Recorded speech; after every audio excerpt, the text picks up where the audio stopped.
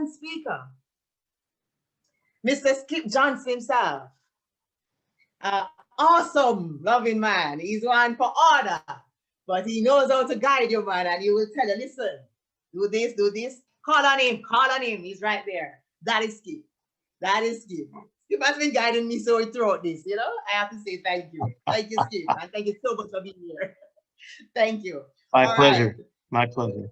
Awesome. Awesome. So remember, guys, keep the chat active.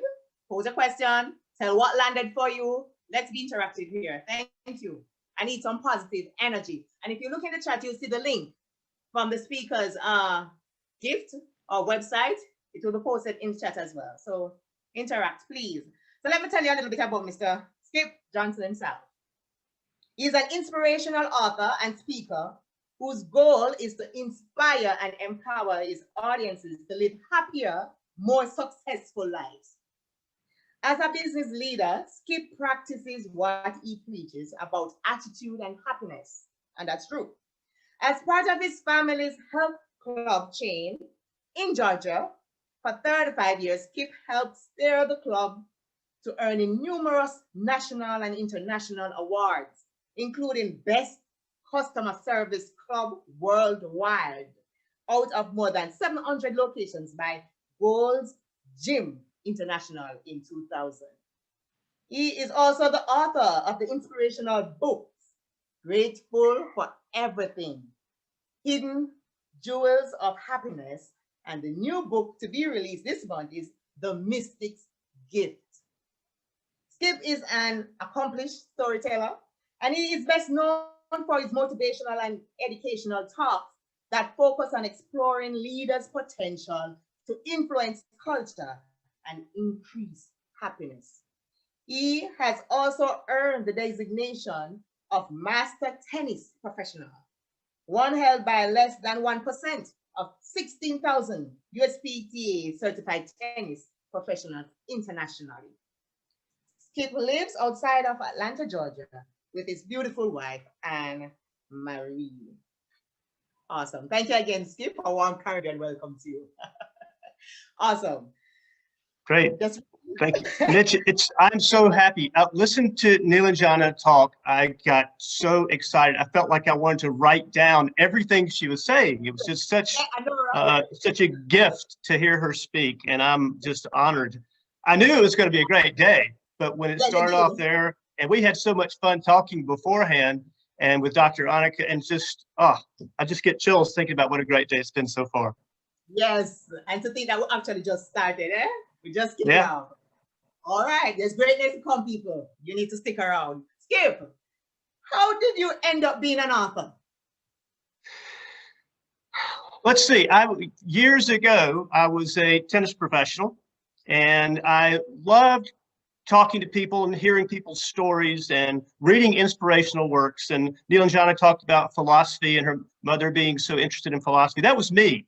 And so as I was a tennis pro and I would get to travel and meet people in different places of the world, I loved learning and developing stories and conversations with people. After I was a tennis pro, I went into my family's health club business, which I learned more and more about working with people and understanding customer service. We were in that business for 35 years. It was probably the oldest independent health club in the state of Georgia.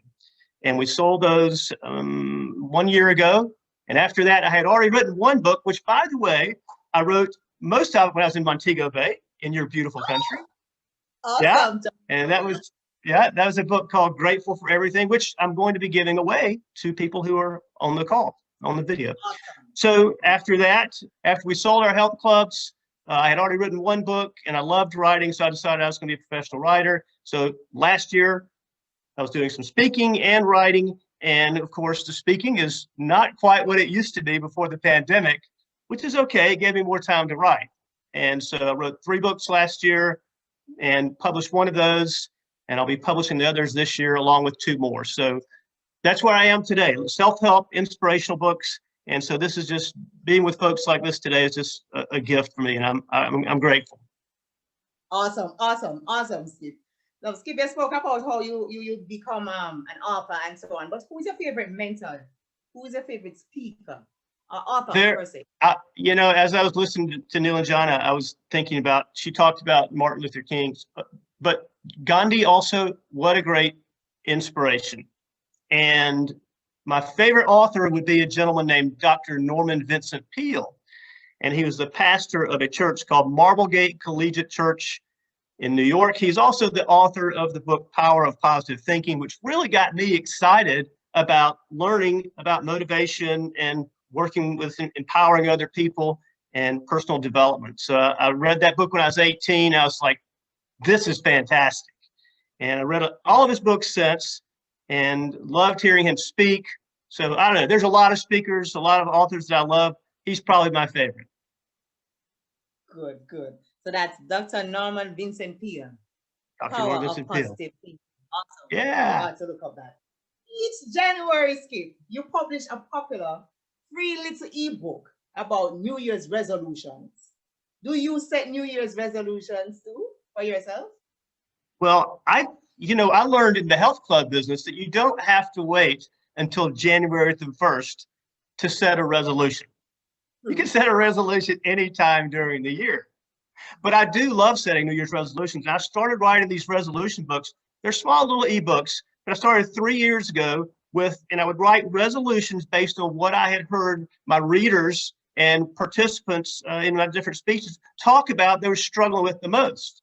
And so each January, I'll publish a book. It has 6 different resolutions based on the needs of people that I've met and the conversations we've had and things that they can do to bring their lives to a different level in the next year. And they can do one thing a day. They can do one thing every week. They can do everything every day. You can do it as much as you want or as little as you want. Very easy little books to read, but a lot of fun. So yes, I love setting resolutions. I love setting goals. To me, if you can't set a goal, you're just going to end up doing the same thing over and over again. If I set my goals and I write them down, the next thing you know, I look at my list and I've reached my goals. Funny how that works. Yes, yes. Yeah. Because you put it out there. You put it out there. Yeah, and probably without even remember it, the universe works as such. Because like you said, and forget it, so to speak. Yeah, very well said. Yeah. Yes, awesome. Some people might even set the resolution for having a great conference where they have people from all over the world, like you. It was a dream and you made it. It's just fantastic. And here I am. Put it Thank out you there. so much. All right. What do you often see in people's attitude that make you sad or happy, so to speak? I guess it's 2 sides of the same coin, but the biggest thing for me that makes me happy is people that see that they can do whatever they really want to do. You know, there's so often we believe that success is for someone else. Greatness is for someone else. But if you take the time to study some of the greatest people, the biggest achievers, you'll find that they were regular people who just developed extraordinary gifts and they put extraordinary time into making themselves successful. It's doing these things again and again and again until you reach your goal. So people that believe that they can do what they want to do, it's just magic being around them. People that don't believe that, they're just waiting because eventually they will get to the point, hopefully, where they know that, you know what, I'm just like them. I can do the same thing. It's a matter of starting, staying with it again and again and again until you reach your goal. Awesome. Awesome. So you need to, in Jamaica, we'll say, you need to have that level of stick-to-itiveness. In other words, you must yes. Yes. Yes. You Yes. reach your goal. Awesome. What is most difficult for you when it comes to writing? Well, for me, it's like anything else that I want to achieve. It's getting started. So I try to start each day doing some writing, just getting the words out there. And it's funny because as soon as I start writing, things start flowing, things start working. But the hardest thing is just getting going. So, and I would encourage anyone out there today who's trying to achieve something, regardless of what it is, it's just making that decision to begin. And there's so many books out there about it, but just start your project and watch what happens. Yes. So just start. Just take that initial step and get going. Awesome. What advice would you give to people trying to get through the pain of the pandemic? Well, it's interesting. Dr. Annika and I, and Neil and John, were all talking before this call about how it's affected our different countries. There's Sweden and India and here in the United States, and it's the same thing in Jamaica, I'm sure. Yes, sir. We're all dealing with the pain. I don't think there's any way for any of us to go, oh, it's going to be fine. Don't worry about it. Don't worry. Be happy. But it's not the case. There are things that we can do to get through this, but we're going to have to struggle. Now, the question is, what are we deciding during this pandemic that we're going to do to come out on the other side better? Right. In some ways, there's some great parts of this. We're having to stay confined a lot more. We're having to go inside ourselves more. We're having to rely on our abilities to figure this out. And so at the end of this all, we're all going to look back and go, wow, look at what I did. Look at the goals I set. Look at the people I met. Look at the things that I achieved. Or I couldn't wait for that to be over, because all I did every day was sit and watch the news and worry about how bad things are. Yes. So it's going to be tough. It's going to continue to be tough.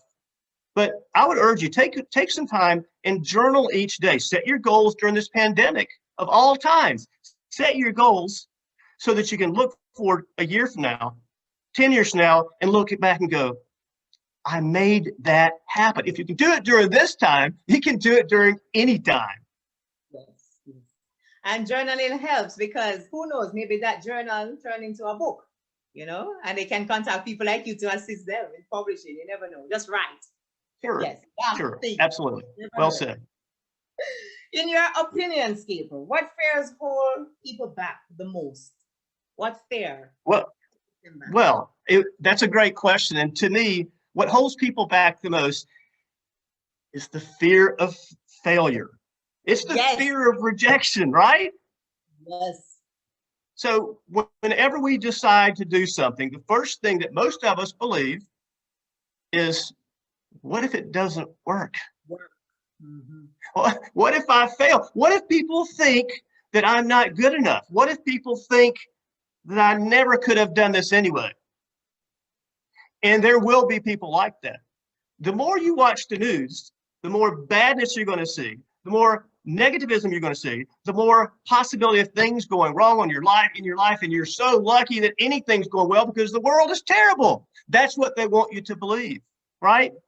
But when we make the decision that, you know what, this is really going to be okay, and we believe and we move forward, it's incredible what happens. Indeed, it is. Just take that first step. Yes, I'm scared, but do it anyway. Rejection, yes. And rejection we all face it. We all fear it. And whenever I start a book, my fourth book, I'm still going, oh, are people going to like it?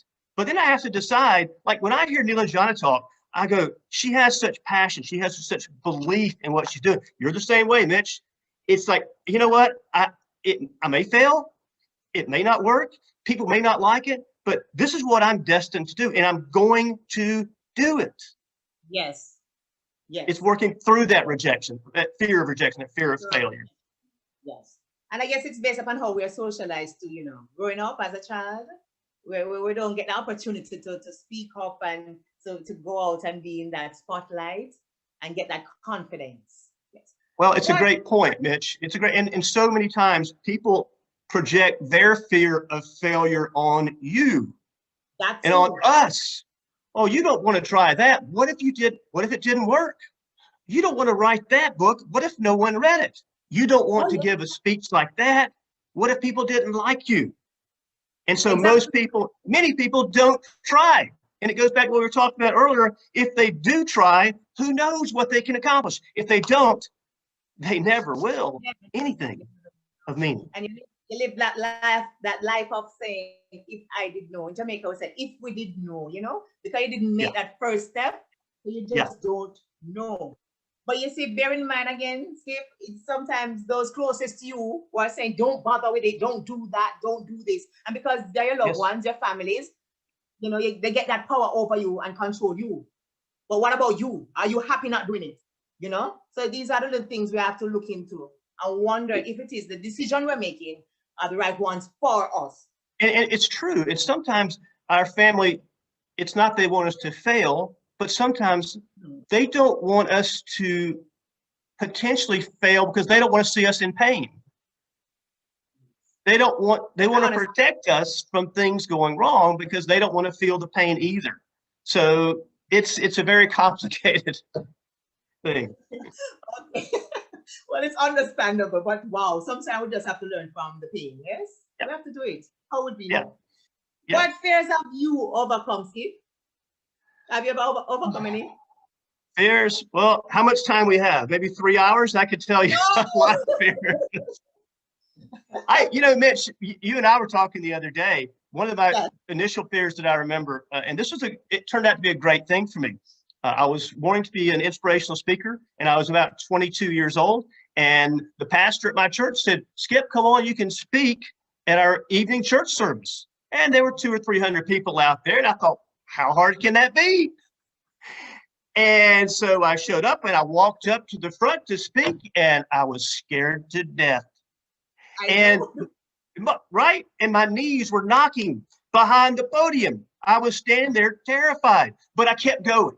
I just kept talking, and all of a sudden it started, my words came from my heart to the audience, and I realized I'm trying to make a difference in their life out there. It's not about me, but my knees were still knocking. And I went and sat down after I spoke for 30 minutes, and the man sitting next to me, he said, that was great. And I said, what? He said, I can't tell you how much I learned. Thank you. I said, did you see my knees knocking? He said, no. So I realized once I got through with that, I can get through anything that I try if I just start. And a lot of times people have no idea what we're feeling, what we think they're seeing. We just got to go. We've got to go and do it. One of the influencers out there, I don't remember which one, but I remember it's a lady saying, if you're going to do something and you don't have your knees knocking and your teeth chattering, then you're not stretching yourself enough. Okay? Right. So I've heard that you're going to have butterflies. The trick is to get the butterflies to fly in the right formation. That's kind of the thing. Awesome. You get the butterflies to fly in the right formation. Awesome. Awesome. Thank you, Skip. What successes are you most proud of? I guess my book, Grateful for Everything, the one I told you that I wrote most of it down in Mobile. It took me 7 years to write that. I rewrote it. I think I wrote revisions 75 through 95 down in Jamaica. But it was just simply writing and deciding that I actually can do this. And I don't know how other authors feel, but for me, just getting through that book was the greatest thing. And I thought if I could do it once, I could do it 5 times. Neil and John has got 9 books. I mean, that's the way it starts. You make a decision, you go do the first one, and then you go, and you just keep working. And then next thing you know, you've developed confidence to do what you want to do with it. Awesome. Awesome. So you just go, your book is your most successful. I love that. And then it causes you to think, you question yourself. What is it that you look in your life's journey? Is there anything you are proud of yourself? Even if it's small, something minute. Yeah. Have you ever done anything that caused you to say, oh, wow, I accomplished that or I did that, and I felt good, So these are the things we need to ponder and sometimes, and manage ourselves and get refocused. What traits do you feel are most important in life? What traits? I would say my trait that I feel the most passionate about is generosity. Now, most people, when they think of generosity, they think of giving away money. Okay, if you have money to give away and it's the right thing to do, then do that. But generosity, when it permeates your spirit, is more about giving whenever you see a need, however you see a need. It can be through good listening skills. It can be through giving positive words to other people. It can be through your different acts of using your time, your talents. But we want to get to the point where generosity is not just something we do, it's who we are. Okay. The Awesome. second thing I would say is it's almost, it's overused, but to talk about gratitude being so important, people have gotten to the point where they use gratitude as something that they hope will get them more in life. Well, my thought about it is when you appreciate, when you're grateful or thankful, what happens is that we start seeing life differently. We start looking through the lenses of, oh my goodness, look at the people around me. Look at the opportunities I have, because we're stepping over opportunities and good constantly, but we miss it because we're so tightly bound to our needs and ourselves and what we want, when we realize it's just all around us if we look anyway. Generosity, gratitude, and I think just overall kindness is another one. Awesome. Generosity. Yes, gratitude. The attitude of gratitude, and just be kind. Awesome. Yeah. Tell us a little about your new book quickly, The Mystic's Gift. Very quickly, Mystic's Gift is, I am so excited about this particular book. It's the story of a man who's a middle-aged man named Royce Holloway, who was a very successful author, and he was in his middle ages. He had everything going in his life perfectly. But all of a sudden, he suffered an incredible, unthinkable tragedy that many of us have dealt with, different ways we've dealt with some of the same thing. And he lost it. He became depressed. He couldn't get out of bed. His life was just a mess. Then he met someone, introduced him to a wise, exotic, and enchanting mentor from India. And her name is Maya. And Maya. I thought it was Neil. No, she may know Neil. I don't know. But Maya takes Royce and takes him on a journey of self-discovery and encouragement. And every day for the next week, Royce goes to visit her, and she teaches him lessons out of a sacred book from India that changes his life. And he learns to believe and do things in a way he never believed was possible. And as he went through his lessons with her, he started understanding the power that he actually had, that God had always given him, that was always there. And the ending is pretty profound. So I'm excited about the book. I can't wait for it to come out. It comes out February the 8th on Amazon. Awesome. I am going to get my copy, definitely. Awesome. Okay. What are the most important suggestions you would offer to aspiring writers or speakers? What would you suggest to them? Start. Just start. Set your goal and start. If you had to have taken the time to sit down and write your goal out and start and believe you could do it, this wouldn't have happened today. All of us wouldn't be together learning and being inspired by each other. So simply set your goal, learn from other people. I've learned so much today from people already. But the only way we're going to get better and the only way we're going to make something happen is to get with like-minded people, humble ourselves, learn, set our plan, and make it happen. And it may take a long time, but if we're persistent, it will happen. All right, just start, my people, just start. What advice would you give to a young skip looking back on what you have learned throughout your years? Don't be afraid to fail, and look for opportunities to help other people, not because of what it will do for you, but because of what it does in their life. If I think back on my greatest treasures, some of my greatest things that I remember back on are the connections I've made with people in different parts of the world, and the people that I've met, not that they could do anything for me, but just that we had this connection of being able to learn from each other and grow with each other and empower each other and become friends. And so looking at every opportunity that I have with people around me to connect with them, to be with them, and to learn through them is something that I would just savor that all the way along the way. Don't burn any bridges. If you're not happy with someone, bless them and go on. The times that I wish I had just ignored someone's negative comments or anger, those bridges are gone. They're burned. So hopefully I did as few of those as possible. But from this point forward, there's no reason for me to be angry with anyone. It's all about myself as far as making the decision on how I'm going to view that other person.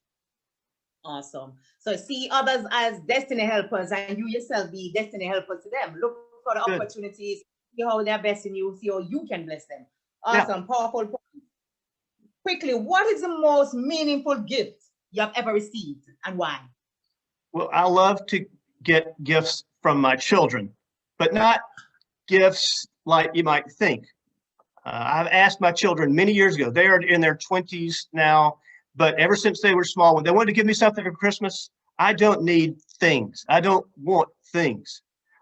I love and cherish when they write me letters, give me pictures, share their best memories of their time with me. And it's all about those intangible things. So every Christmas I look forward to that, not because of the great stuff I'm going to get, as we say in America, but just the feelings and the memories that they bring out when they give these things to me. So awesome. Yes, that love it. Any final words or advice you have for us before you go? I think today is just going to be magnificent. And one of the things that it already is, listen to other people, learn from other people, make the decision that life, like Neil and John have said, life is short. Life is something that's going to be fleeting by. The next thing you know, we're going to be at the end of our lives going, wow, what could I have done? Whose life could have impacted? You don't know until you try. Savor what the speakers talk about today. Write these things down, because this day also is going to go by like that. I know it doesn't feel like that right now, Mitch, but it's going to go by fast. And the time is gone, and your chance to learn from all these people who are willing to invest their time in you is going to be past also. So enjoy it, savor it, and thank you so much for letting me be here with each of you all. Thank you for coming. Thank you so much, Steve. For those who wish to follow you now and be a part of your community, how can they do so? I will put my information up in the chat box in just a moment. And also, I believe you've got a book that a link that you're going to send out to people at the end, where they can download my book that I wrote in Jamaica, Grateful for Everything. And hopefully they'll enjoy that, because it's one of my favorites. So thank you all. Yes. Thank you so much, Skip. Thank you, thank you, thank you. We really do appreciate you. Continue to be the great man you are. That attitude of gratitude, we feel it. You're so generous. I know. I know. And thank you so much. Love you, and we love you being here. And your link is in the chat. So people, my viewers, loving ones, you can log on, click the link, and it will take you right there to his book. Awesome. Thank you for the gift. We appreciate it. All right. Yes, absolutely. Awesome. All right. So here we go. We have a little recap, and we are going to go straight into Dr. Anika Sorensen. Skip mentioned that we are our biggest achievers. Be around believers. In Jamaica, we say, have that stick-to-itiveness. When you start something, just to start and try, push yourself forward, journal each day. Just start and try, and keep reiterating that and say, just go, start, make that start. Come over that initial fear when you want to accomplish your goal or to try something new. Stretch yourself. Have generosity, that attitude of gratitude, and be kind. Don't be afraid to fail. It's a part of life. All right? Look for opportunities with others. Listen from each other and learn from each other. Thank you so much, Skip. We really do appreciate you. And all the best for 2021. Success upon success. All right?